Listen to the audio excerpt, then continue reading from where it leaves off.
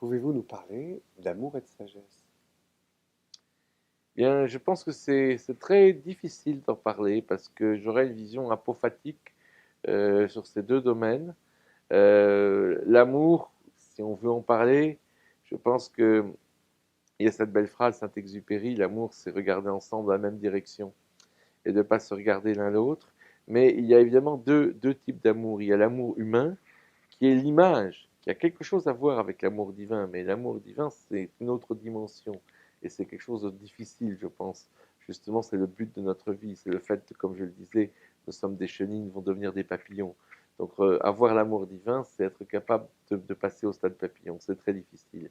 L'amour humain est là pour nous donner une idée de ce que peut être justement cet amour divin auquel nous sommes appelés.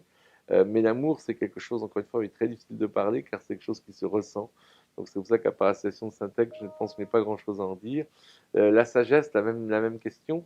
La sagesse, je pense que c'est une belle définition que j'ai par mon épouse chinoise. C'est justement qui m'a permis de trouver l'amour. Au passage, mon épouse chinoise dit que la sagesse, un sage en Chine est totalement différent du philosophe en Occident. Le philosophe est celui qui a un système et celui qui sait. Le sage est celui qui laisse ouvertes toutes les portes. On dit en Chine, le sage est sans idée. Non pas qu'il soit bête, mais qu'il ne veut fermer aucune porte.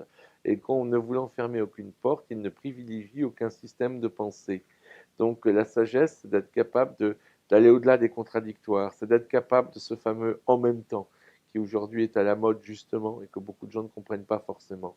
Je dirais que pour illustrer ce que je viens de dire sur la sagesse chinoise, il y a cette histoire célèbre qui consiste à avoir un sage chinois qui est avec un de ses élèves assis à côté de lui. Un autre élève arrive et dit, Maître, il faut tuer les escargots parce que les escargots mangent les salades des paysans et c'est mauvais pour eux, ça mange leur nourriture.